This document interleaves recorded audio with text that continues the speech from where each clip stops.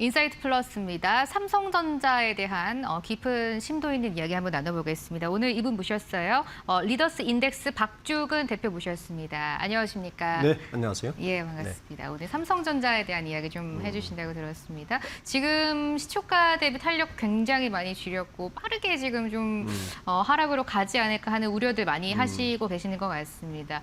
아시다시피 화요일에 지금 실적 나왔는데 너무나 잘 나왔잖아요. 네. 세계 1등이라는 타이틀이 붙은 2분기 잠정 실적인데도 주가는 이렇습니다. 이유가 뭘까요? 우리가 한 가지 분명한 사실은 있죠. 예. 주가라는 것은 결국에는 실적을 베이스로 하는 게 기본이죠. 거기에다가 수급이 받쳐졌을 때 우리가 이제 주가가 얼마큼 오를 것인가 반영을 하는데 지금 시장에서는 일단 우려를 하는 것 같아요. 예. 그죠?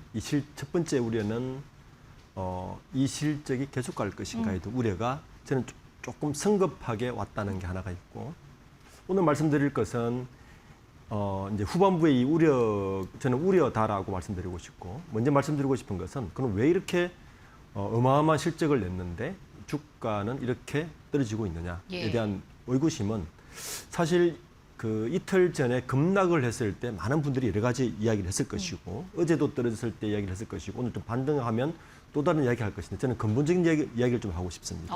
예.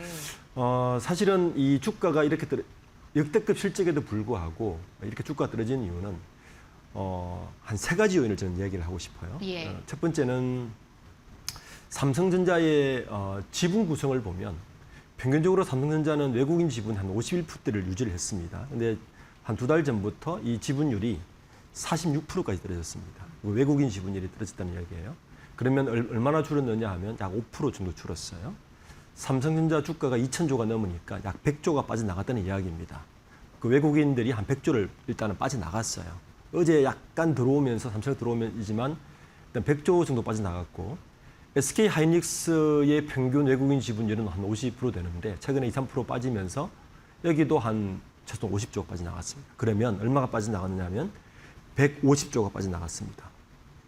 그러니까 이게 어떤 영향을 주느냐? 환율을 고공행진시킵니다.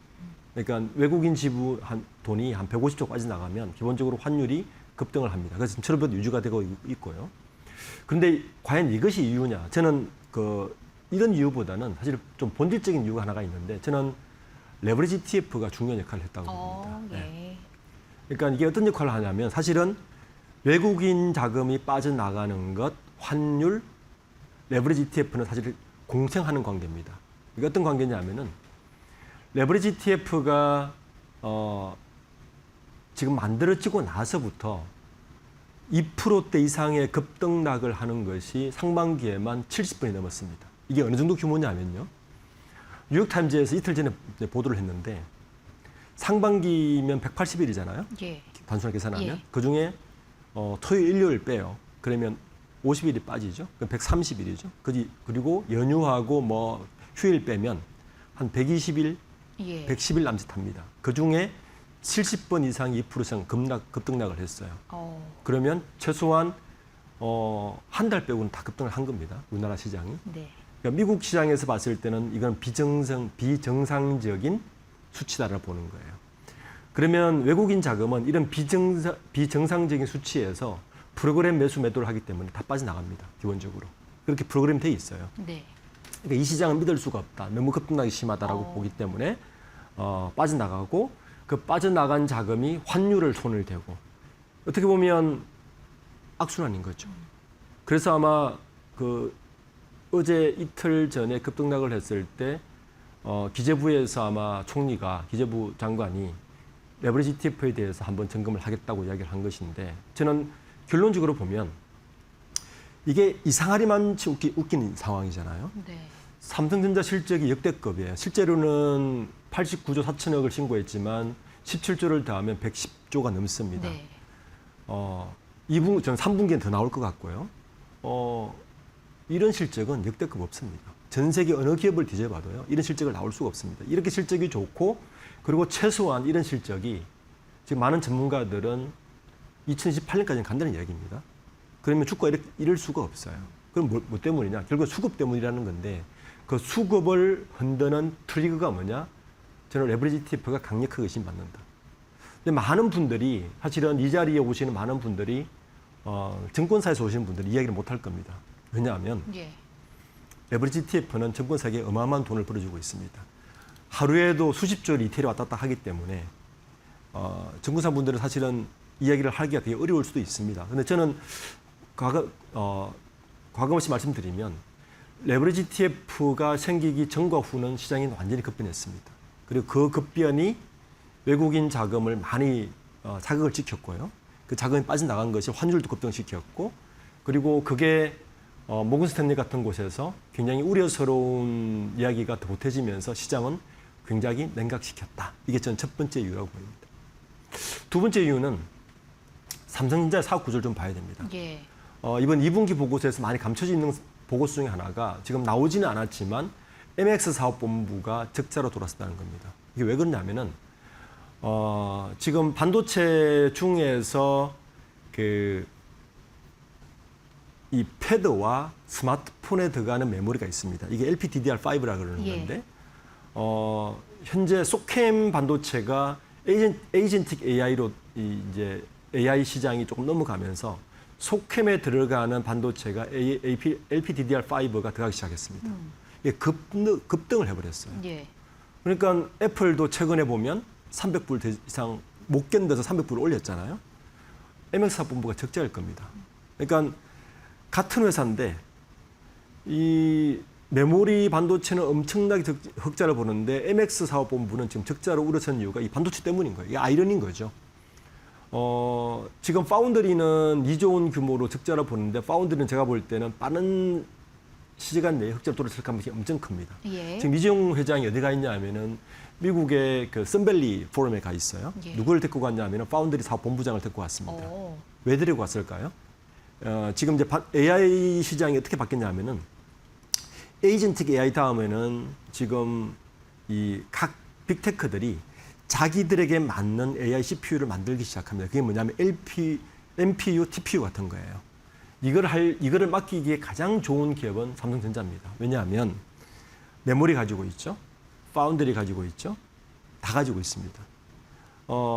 그래서 아마 이쪽 시장을 좀 밀릴 것 같은데 지금 문제는 이제 스마트폰 사업부의 저 부분을 어떻게 해결할 것인가 숙제라서 저는 저 부분도 물론 이 주가를 조금 끌어내리는 요인 중에 하나였지만 주요 요인은 역시 이 레버리지 ETF를 기폭제로 한 외국인 자금의 빠져나감 그리고 환율 이런 것들이 더 큰 작용을 하고 있다라고 저는 보고 있습니다. 예, 역대급 실적에도 어쨌든 삼성전자의 주가가 이제 힘을 제대로 쓰지 못하는 게 크게는 단일 종목 레버리지 ETF로 인한 수급 꼬임이 또 첫 번째로 들어주셨고 MX 부분에서의 또 적자 이 부분이 좀 발목을 잡는 게 아닐까라고 말씀해 주셨지만 어쨌든 그 수급 꼬임이 가장 큰 원인으로 조금 보고 계시는 것 같습니다.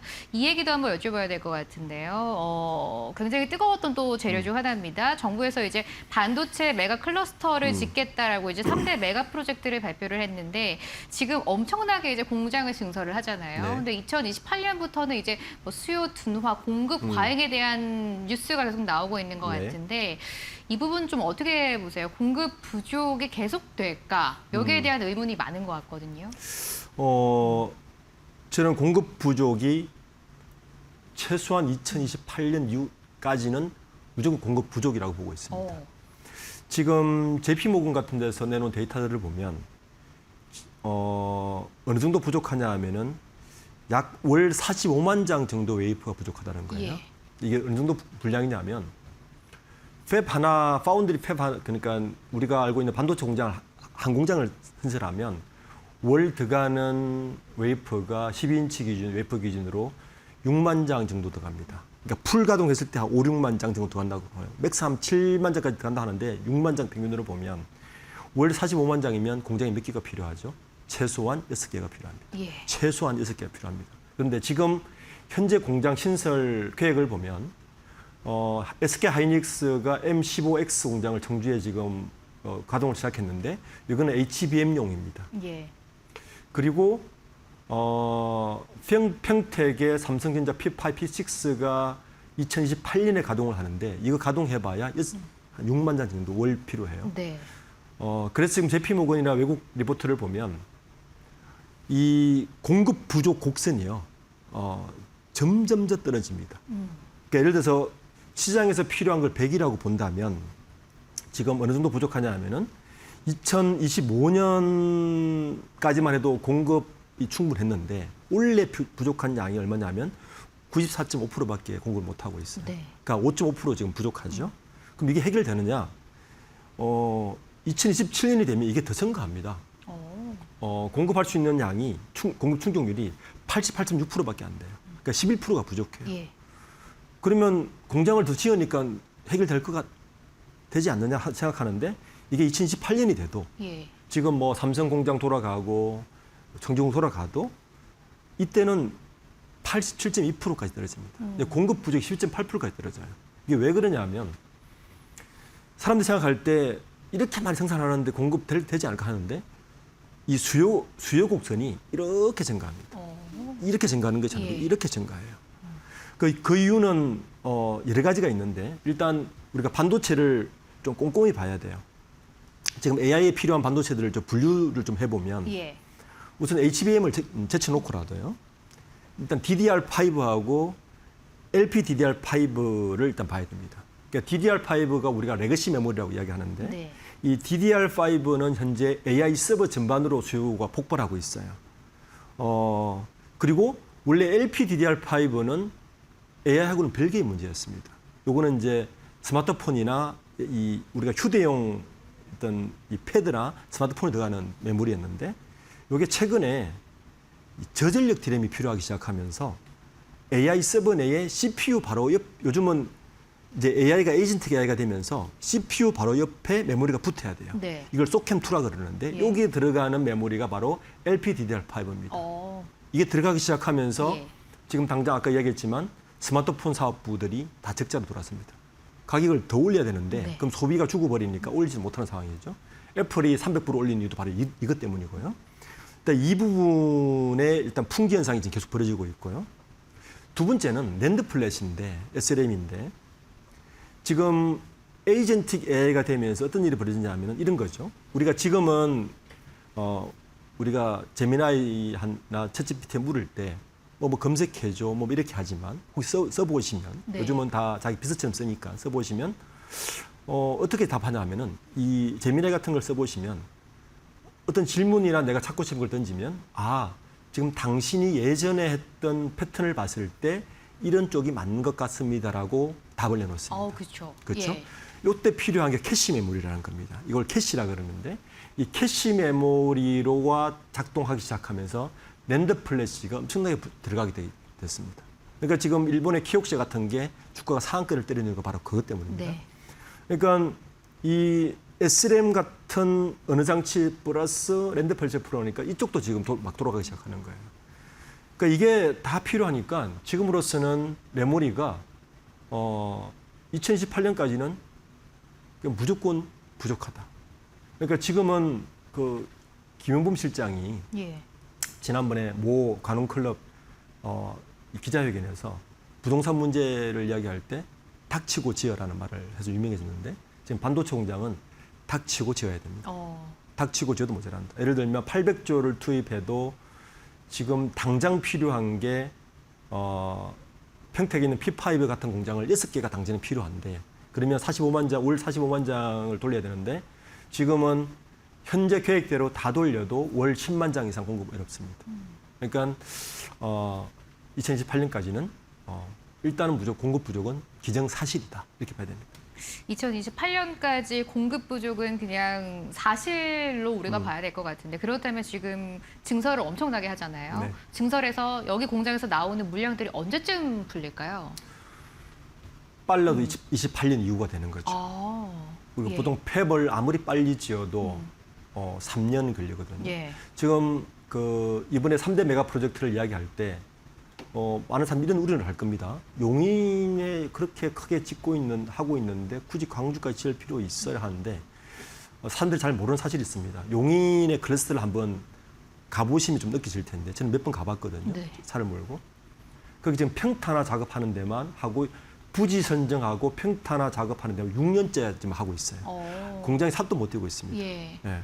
그런데 이번에 광주 공항을 통해서 짓겠다는 건 저는 굉장히 현명한 선택이었다. 예. 이미 그 6년을 땡긴 거예요. 그 6년이라는 시간을 이미 압축시켜 땡겨놨고 거기는 짓기만 하면 됩니다. 평탄화 다 돼 있으니까. 그렇게 하더라도 최소한 3년이 걸린다. 3년이면 29년입니다. 29년쯤 되면 어느 정도 지금 조금 공급했으면 될 것 같은데 또 이런 우려가 있겠죠. 그럼 딴 나라는 가만히 있어? 마이크론도 있고 중국의 CXMT도 있을 텐데 중국도 지금 40만 장, 50만 장 이야기를 하면서 지금 대규모 투자를 하기 시작했어요. 근데 중국은 여전히 제가 볼 때는 아직까지는 우리 실력은 안 된다. 그 정도 우려사항은 아니고 마이크론이 있긴 한데 일본의 대규모 공장을 짓긴 한데 거기도 기껏해야 4만 장 정도 분량이다. 라고 생각하시면 됩니다. 예. 일단 마지막으로 한번 짧게 여쭤봐야 될 것 같아요, 대표님. 삼성전자 하면 또 같이 빠질 수 없는 게 하이닉스입니다. 이제 내일 ADR 상장까지도 앞두고 있는 상황입니다. 일단 이 분위기 영업이 굉장히 잘 나올 것으로 기대가 되고 있는 상황인데 이런 이슈들 다 나오고 나서 메모리 기업들 다시 한번 갈까? 이 부분 많이 궁금하실 것 같아요. 어떻게 보세요? 저는 간다고 봅니다. 예. 그러니까 지금의 어떤 조정이나 이런 것들은 수급의 문제 그리고 환율 문제 이런 문제로 인해서 수급이지 심플하게 생각하자고요. 기업의 가치는 결국은 실적입니다. 기업의 가치는 실적입니다. 만약 이 실적이 분기의 어떤 이벤트성 실적이라면 저는 굉장히 우려스럽지만 이 실적은 최소한 2년은 확정적으로 간다고 봐야 되거든요. 그러면 수급적인 측면에서 왔다 갔다 할 수는 있겠지만 그냥 간다라고 저는 보고 있습니다. 예, 하이닉스 역시 실적이 잘 찍힐 것으로 나온다면은 이런 외부적인 요인들이 조금 해결되고 나서 삼성전자, 하이닉스, 반도체 종목도 다시 한번 랠리를 펼칠 것이다라는 말씀까지 한번 정리해 보겠습니다. 오늘 인사이트 플러스였고요. 오늘 박주근 대표님과 함께했습니다. 여기서 인사 나누겠습니다. 대표님 고맙습니다. 네, 감사합니다.